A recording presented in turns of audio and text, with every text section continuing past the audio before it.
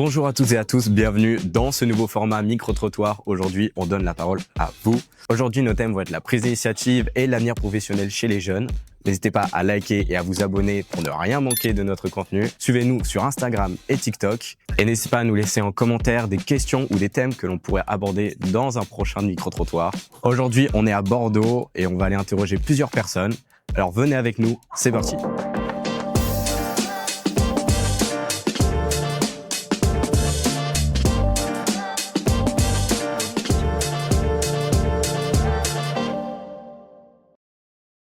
J'autorise la diffusion. J'autorise la diffusion. J'autorise la diffusion. J'autorise la diffusion. J'autorise la diffusion. Je m'appelle Roch, j'ai 21 ans et je suis étudiant actuellement. Je m'appelle Elisa et je suis aussi étudiante. Et j'ai 21 ans au passage. Moi c'est Malo, j'ai 17 ans et je suis au lycée. Moi je m'appelle Alaïs Saillant, j'ai 16 ans et on est au lycée. Bonjour, je m'appelle Marie, je suis en école d'animation 2D à l'ECV Bordeaux et j'ai 21 ans. Bonjour, moi c'est Guillaume, j'ai 21 ans et je suis en Master 1 robotique. Et moi c'est Célia, j'ai 21 ans et je suis en DCG. C'est un peu quelque chose qui s'est découvert au lycée. Non, moi du tout. Moi de base j'étais en médecine, j'ai raté la première année et du coup avec la passerelle j'ai fait une licence de bio et maintenant je suis en L3 et je recandidate cette année normalement. Moi j'étais très perdue au lycée, je savais pas du tout, ça m'est venu, alors j'ai toujours aimé dessiner et ça m'est venu très tard l'idée d'en faire mon métier, de partir dans ça et j'ai découvert que effectivement il y a des gens qui font des films d'animation. Je me suis dit mais c'est parfait pour moi. Moi j'avoue j'étais un peu perdu aussi, mais j'ai toujours eu un côté attiré par les nouvelles technologies depuis que j'ai vu Dr Octopus à Spider-Man. Du coup je me suis dit que ce serait plutôt pas mal de se lancer dans des projets un peu innovants comme ça de robotique. Un peu la même chose, hein. Moi j'avais pas du tout d'idée et j'ai manipulé les chiffres et du coup je suis en comptabilité. Et c'était en allant au forum des étudiants, discuter avec du monde et pourquoi pas, c'est intéressant, j'ai pas d'autres idées et j'y suis allée là-dedans et au final ça me plaît donc voilà. Moi je sais que j'aimerais travailler dans un autre pays si c'est possible, mais après je sais pas du tout dans quoi, surtout les langues je pense.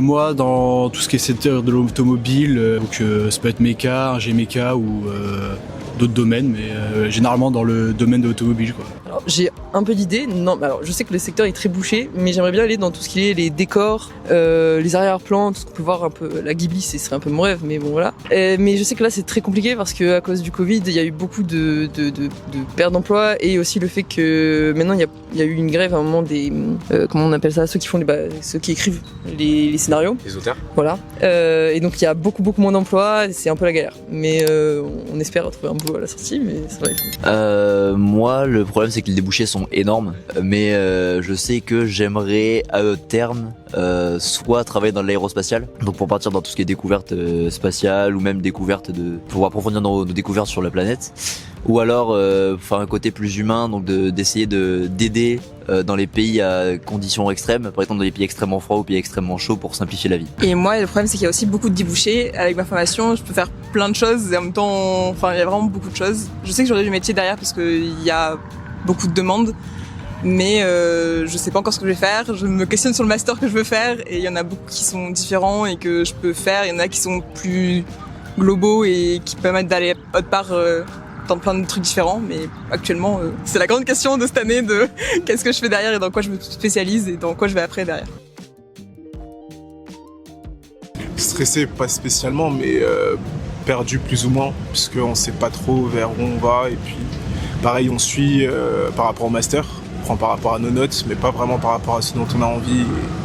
Donc on attend de voir seulement. Moi en vrai je suis paumée parce que pour toutes les personnes qui sont en médecine, en passe, avec les réformes, machin, c'est une grosse merde. En ce moment, ils sont en train de faire plein de conneries sur les réformes. Et en vrai, nous, maintenant, les étudiants qui sont dans mon cas, par exemple, on est tous perdus, on est tous dépités. Et maintenant, en vrai, là, je peux pas voir plus loin que dans 6 mois. Parce que je sais pas ce qui va se passer avec mes études. Je sais pas, honnêtement, je sais pas. C'est terrifiant. Étant donné qu'on sait qu'on a beaucoup de mal à trouver des stages et que les entreprises, les studios prennent pas beaucoup, qu'il faut vraiment pouvoir se démarquer et qu'on est beaucoup maintenant d'écoles à proposer cette formation, on a un peu les pépettes pour trouver une suite, mais on sait qu'on est très accompagné, enfin en tout cas dans mon école on est très accompagné avec les profs qui sont du milieu, qui sont des intervenants et qui nous rassurent et qui nous disent que au moins eux ils seront là pour nous aider après et qu'ils nous trouveront du boulot. Donc on espère s'en sortir comme ça quoi. Ouais, j'avoue c'est flippant, surtout que ça fait 1 an et demi que je suis en recherche d'alternance en robotique et j'ai rien trouvé. Mais je sais qu'en vrai il y a un côté où je pourrais travailler quand même en intérim ou faire des jobs à côté en essayant de trouver au moins un CDI quelque part dans un métier qui me plaît. Donc même si c'est effrayant, je me dis qu'il y a quand même des solutions pour pallier au problème. Bah moi je sais que j'ai du débouché, donc en vrai ça va. Pour l'instant c'est pas trop effrayant, mais je sais pas si j'ai hâte de rentrer dans le monde du travail. Pour l'instant je suis bien en études en soi, alors que pourtant j'aime pas du tout ça, mais ouais, finalement on est bien là-dedans à avoir le petit train-train et pas avoir à se questionner sur tout ce qu'il y a autour quand on rentre dans la vie active. Et pour l'instant je suis bien dans mon monde et j'ai pas trop hâte de rentrer dans la vie active, mais voilà. Non, moi j'ai un appareil photo parce que j'ai un compte Insta sur la photo automobile mais voilà. Comment t'as eu l'envie de te lancer dans ça? J'aime bien faire les photos, j'aime bien les voitures, je me suis dit pourquoi pas partager mes photos quoi. Si tu veux, tu peux faire ta pub. Moi Insta c'est mal.lbn, tout en minuscule.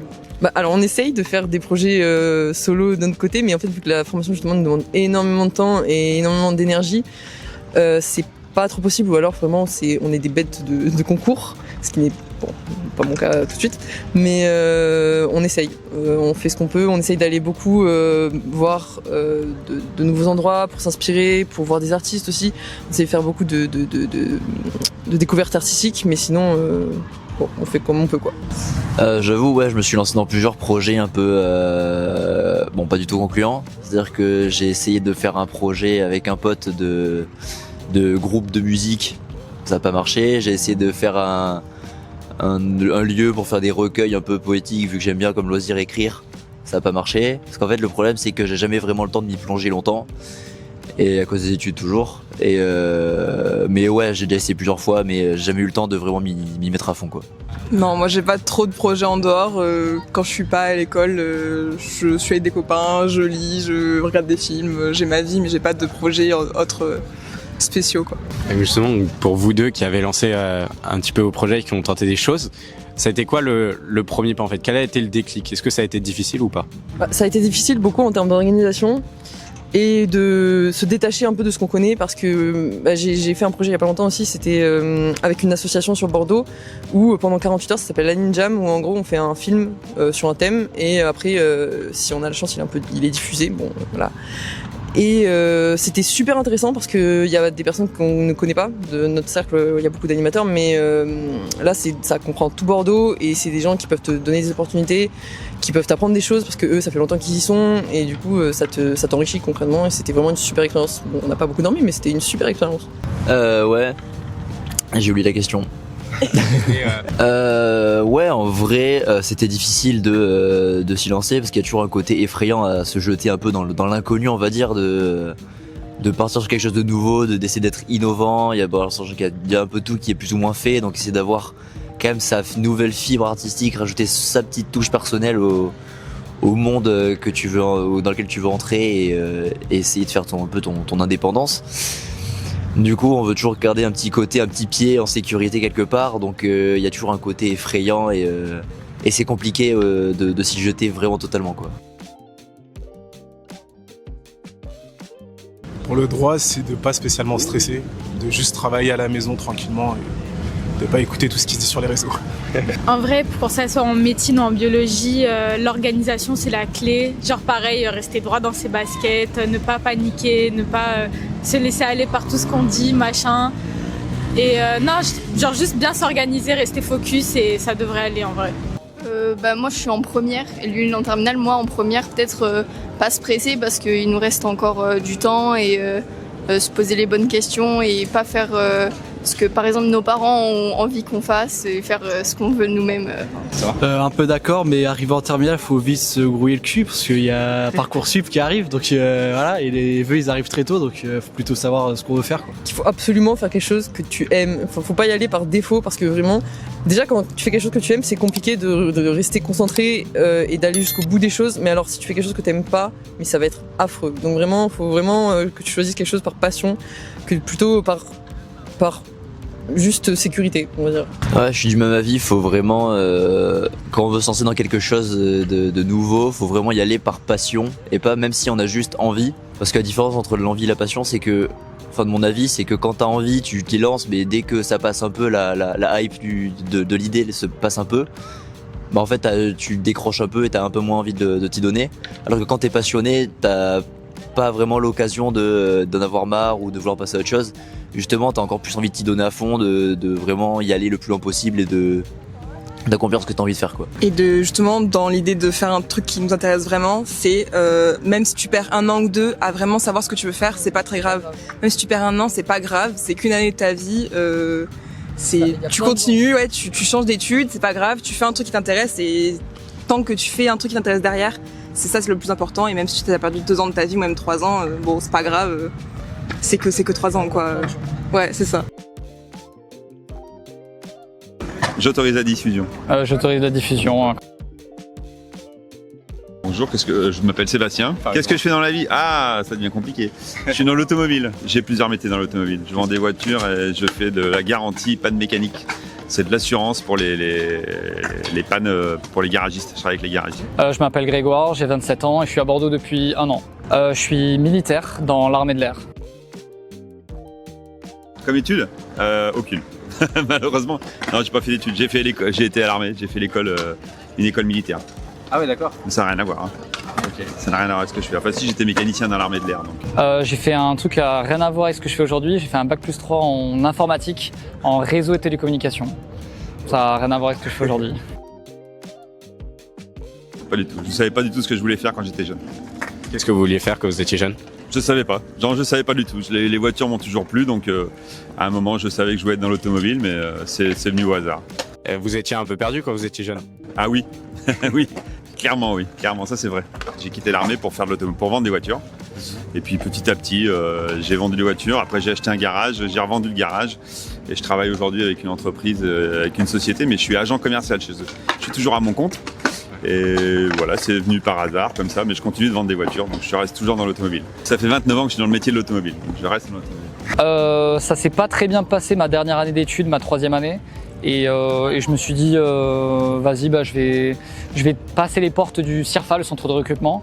Et ça s'est super bien passé, on m'a très bien accueilli, on m'a expliqué les projets, etc. Et j'ai tenté, ça s'est tellement bien passé que je suis resté à l'armée. Voilà. Et aujourd'hui, vous êtes épanoui? Ouais, j'adore mon boulot, ouais, super.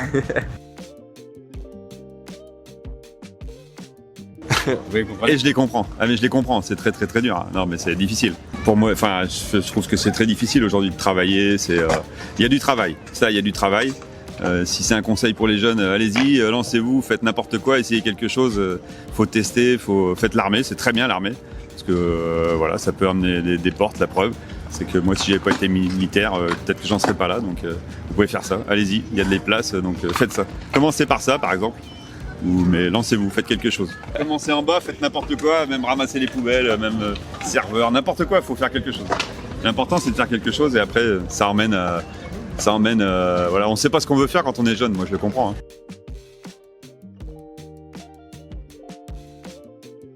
N'hésitez pas à liker et à vous abonner pour ne rien manquer de notre contenu. Suivez-nous sur Instagram et TikTok. Et n'hésitez pas à nous laisser en commentaire des questions ou des thèmes que l'on pourrait aborder dans un prochain micro-trottoir. Merci à vous.